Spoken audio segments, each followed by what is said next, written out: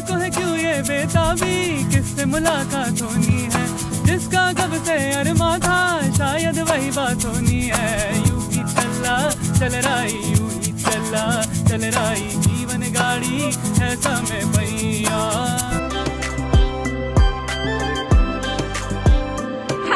Welcome back to my channel, welcome back to another blog of unfilter Shaini. আজকের ব্লগটার জন্য যে আমি কি অপেক্ষায় ছিলাম, আমরা আজকে মানে ফ্রাইডে, আজকে তোমরা প্রিপারেশন ব্লগটা দেখতে পারবে। আমরা সবাই মিলে যাচ্ছি হচ্ছে একটা জায়গায়, সেই জায়গাটা এখন ভাবছি রিভিল করব না, বাট এইটুকু বলতে পারি মহাদেবের জায়গা। তোমরা গেস করতে পারো কোথায় যাচ্ছি। আমরা যাচ্ছি, যেখানেই যাচ্ছি সেখানে ঠান্ডাটা মনে হচ্ছে থাকবে, বাট খুব একটাও না। আবার দাদাভাই ফোন করে বললো যে ভালোই ঠান্ডা থাকবে। তো লেটছি, এখন আমি প্যাকিংয়ের পিও করিনি, বোনের প্যাকিং ডান, মানে মায়েরও প্যাকিং ডান। আর কালকে এসছে বাবা, কালকে আমি না মিনি ব্লগ করেছি না আমি নর্মাল ব্লগ করেছি, তাই হয়তো তোমরা দেখতে পাওনি। বাবা কালকে চলে এসছে। তো আমরা আমাদের যে গ্রুপ 7 জন মিলে আমরা সবাই মিলে যাচ্ছি ঘুরতে। তো I am very very excited, because অনেক দিন ধরে ঘুরতে যাবো হচ্ছিল, বাট হয়ে উঠছিল না। বোনেরও এক্সাম ছিল আর আমারও এক্সাম আসছে। তাও আমি উইকেন্ড ট্রিপ, মানে আমরা ফ্রাইডে রাত্রে বেরোচ্ছি, মানে আজকে রাত্রে বেরোচ্ছি, অ্যান্ড কি যেন সানডেতে আমরা ব্যাক করবো। তো বেশি দিনের ট্রিপ না, বাট ট্রিপটা খুব এক্সাইটিং হতে চলেছে।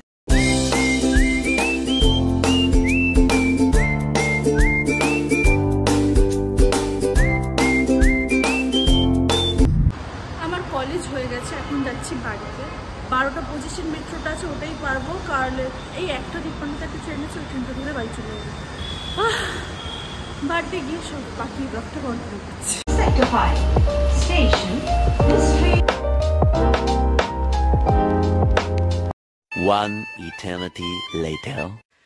আজকে আমি ফার্স্ট সকালবেলা, জানি না লাস্ট ক্লিপ মনে হয় মেট্রো স্টেশনেরটা নিয়েছি, তারপরে আর কিছু ভ্লগই করতে পারিনি, বিকজ বাড়িতে এসে আমার CA1 CA2 তিনটে সাবজেক্টেরই কমপ্লিট করার ছিল, বিকজ আমি যাচ্ছি ঘুরতে। আর লাস্ট ডেটগুলো সব আমি যখন ঘুরবো তখনের মানে দেওয়া, তো লাস্ট ডেট অবধি তো অপেক্ষা করে লাভ নেই। তো এখন আমি সব কাজগুলো করে কমপ্লিট করলাম। আর এখন যেন কটা বাজে, 9:05, আর আমি জাস্ট স্নান করে উঠলাম।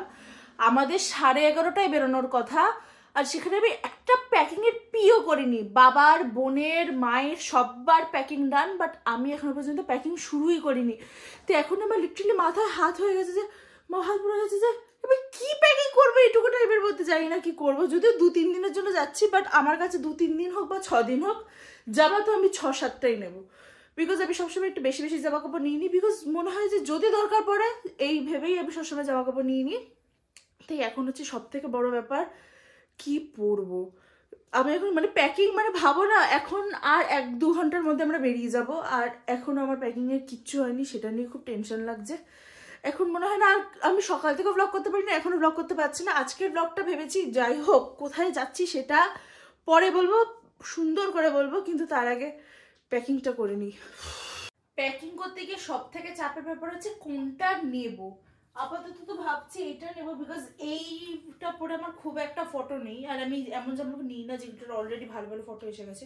যে জামাগুলো ভালো ভালো ফটো এসেছে সেগুলো আমি নর্মাল জায়গায় পরি, বাট ঘুরতে গিয়ে আর পরি না। তো বুঝতে পারছি না, মোস্টলি যেখানে যাচ্ছি ওটা এথনিক ওয়্যারই বেশি ভালো লাগবে। তো ভাবছি এবারের সেটটা সবই এথনিক ওয়্যার নেবো, সেটাই ভাবছি কি নেবো, কনফিউজড। আপাতত আমি টাইম ল্যাপসে বসিয়ে দিই, বিকজ দেখি কি করি।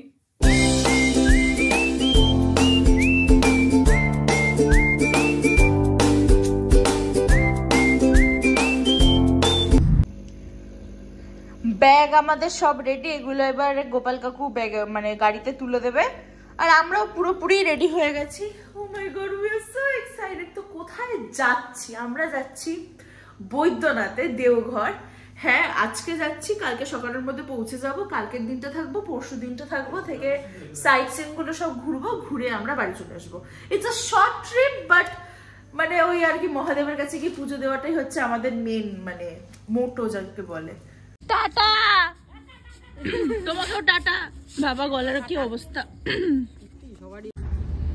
11:50 বাজে, এই জাস্ট আমরা সবাই রওনা দিলাম। দাদা ভাইরা এগিয়ে গেছে, মানে দাদা ভাইরা একটু আগে বেরিয়েছে, আমরা একটু পরে বেরিয়েছি। যাই হোক, আমরা সবাই মিলে যাচ্ছি, মানে আমরা আর মামুনিরা যারা আছে সবাই হাই বলো। এখনো পর্যন্ত ব্লগে তোমরা আসোইনি। বাবা হাই বলে দাও। বাবা তো এসছে তখনও ব্লগেই ছিল না। Are you excited? একদম হর হর মহাদেব। মানে যদি মানে এত এক্সাইটেড মহাদেবের কাছে যাওয়ার জন্য, মানে এটা আলাদাই একটা ফিলিং। যদি আমরা নর্মালি অন্য কোথাও জায়গায় যেতাম তো এক্সাইটমেন্ট থাকতো, বাট এই যে জায়গাটাতে যাচ্ছি সেই জায়গাটা মহাদেবের জায়গা, তো আমিও ভেরি এক্সাইটেড। কিরকম ভাই, আমি ফ্ল্যাশ লাইটটা জ্বালালাম বলে এরকম বোঝা যাচ্ছে না, ওখানে কিচ্ছু দেখা যাচ্ছে না, তা ফ্ল্যাশ লাইটে বোঝা যাচ্ছে। 11:50 আমরা রওনা দিয়েছি আর এখন বাজে প্রায় 12:47 মতো। আমরা জাস্ট কি ক্রস করলাম ভুলে গেলাম, সিমলাগড় ক্রস করলাম। মানে হ্যাঁ, আমরা ঠিকঠাকই যাচ্ছি টাইম অনুযায়ী।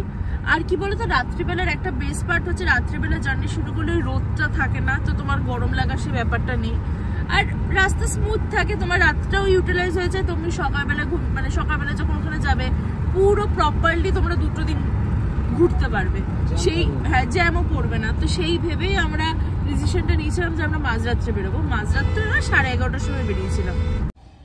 এখন লিটারালি বাজে 1:07 আর তোমরা দেখো যে রেল গেট পড়েছে। এত রাত্রে কোন ট্রেন যায় ভাই? এটা যদি এটা কোন স্টেশন?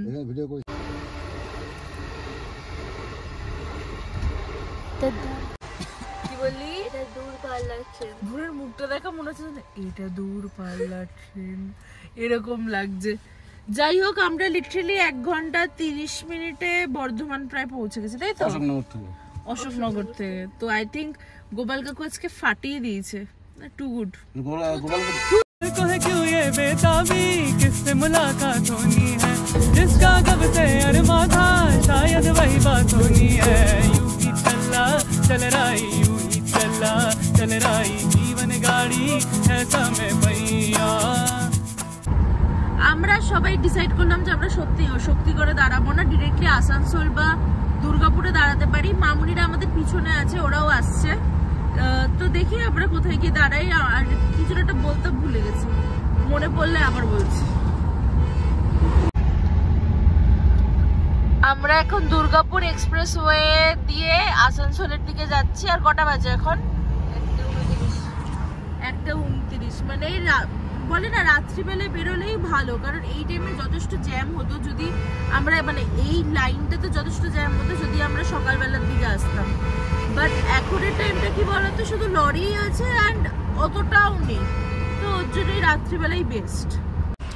মা তো চা নিয়ে এসছিল, এখন তো একটা চায়ের ব্রেক হচ্ছে। আমরা ফার্স্ট টোলের পরে দাঁড়িয়ে আছি, তো এখন সবাই মিলে চা খাচ্ছি।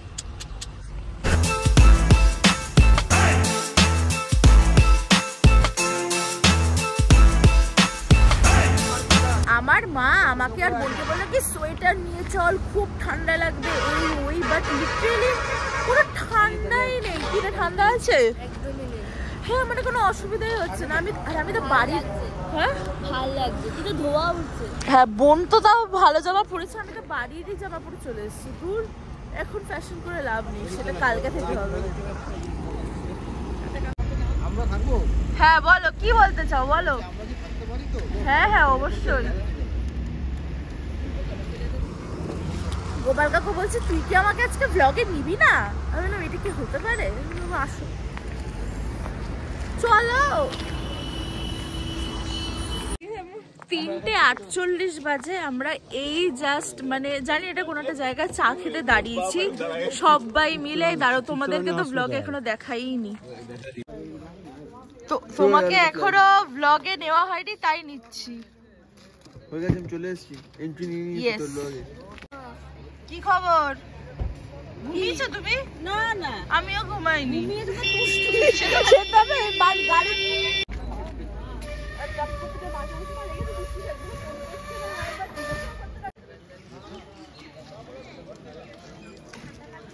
আমি লিটল কি কিউট লাগছে।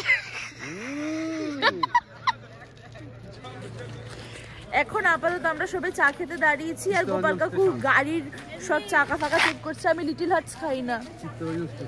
মা ভিতরেই আছে, বেরোয়নি, কারণ ঠান্ডা লাগছে। মায়ের খুব গলা বসে গেছে, মা কথাই বলতে পারছে না, মা শুয়ে পড়েছে। আমরা লিটারালি চিত্তরঞ্জন স্টেশনের সামনেই চাটা খাচ্ছি। আমার একটা জিনিস খুব করতে ইচ্ছা করছে, মানে যারা আবার ব্লগ দেখবে কিছু কিছু মানুষ তারা বুঝতে পারবে এটা কি করতে চলেছি।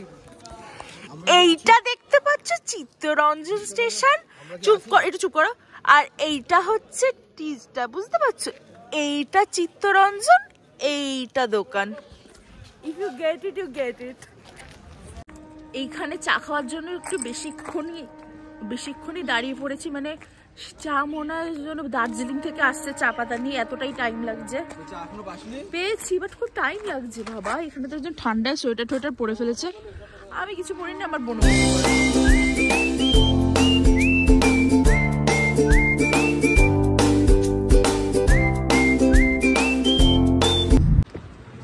6:10 বাজে। আমরা অনেকক্ষণ আগে পৌঁছে গেছি। দাদা ভাই আপাতত হোটেল দেখছে, তো আমাদের সবাইকে ডাকলো।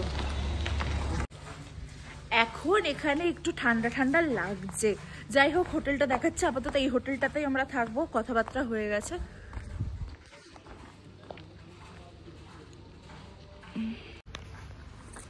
এই হোটেলটার নামটা এত মানে কিরকম একটা দাঁড়া, হোটেল ব্লু লেমন। মানে ব্লু লেমনটা কে রাখে ভাই? বাট দেখতে তো সুন্দর, আর ভিতরের রুমগুলো অনেক সুন্দর। আমি পরে হয়তো এই ভিডিওতে বা ঠিক তার পরের ভিডিওতে রুমটা দিয়ে দেবো। ওরা কোথায় চলে যাচ্ছে আমাকে রেখে। দাঁড়াও গাইজ, আমরা আপাতত রুম দেখতে যাচ্ছি। বাট লিফটটা কি সুন্দর, এখানটাতে একটা পরে ফটো তুলে নেবো।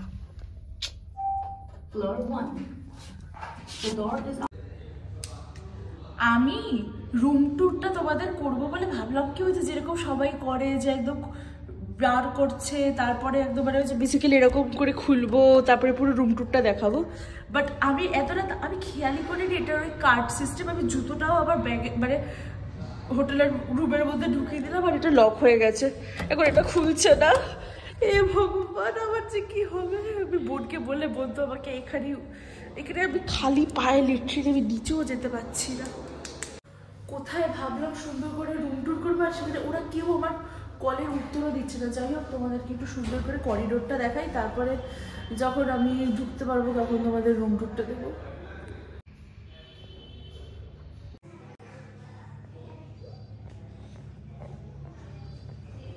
কেউ তো আমার সারাই দিল না, লাস্টে আমাকে আসতে হলে একটা লোক আসছে, সেই লোকটা করে দেবে বললো। ভগবান,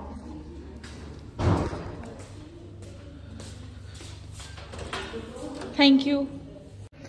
অলরাইট, এটা হচ্ছে আমাদের পুরো রুমটা। এটা বেসিক্যালি একটা ড্রয়িং রুমের মতো। এখানে সোফার সেটিং ফেটিংগুলো আছে, খুব সুন্দর লাগছে এটা দেখতে। আর এটা একটা পার্টিশন দেওয়া, ওই দিকটাতে বেডরুম আছে। এখানটা এই ওয়ালটা পুরোটা ফাঁকা, এখানে ওয়াশরুম আছে। ওয়াশরুমটা খুবই সুন্দর, দাঁড়াতে দিচ্ছি। এই দেখো, ওয়াশরুমের এখানটা তো মিরর আছে।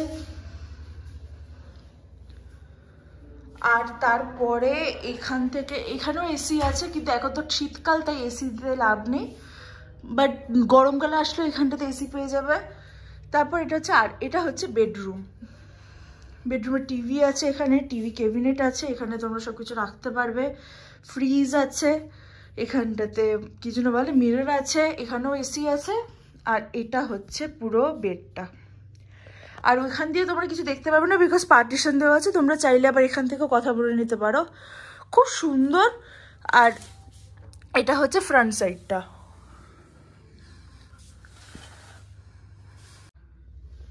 ইলেকট্রিক কেটেল দিয়ে দিয়েছে। এখানটাতেও তোমরা অনেক কিছু রাখতে পারো। এখানে স্পেস আছে, চার্জিং পয়েন্ট আছে, হুইচ ইজ ভেরি গুড। আমার মোরাল অফ দ্য স্টোরি খুব ভালো লেগেছে হচ্ছে থিমটা, বিকজ খুব সুন্দর হোটেলটা।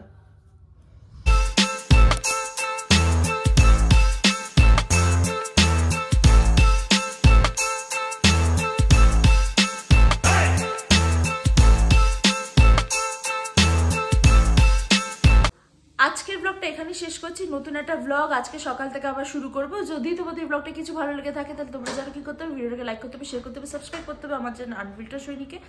আর হ্যাঁ, আমি চেষ্টা করবো যাতে খুব সুন্দর করে ব্লগ করে তোমাদের সামনে তুলে ধরতে পারি বৈদ্যনাথটা। যাই হোক, আজকের ব্লগটা এখানেই শেষ করছি। টাটা।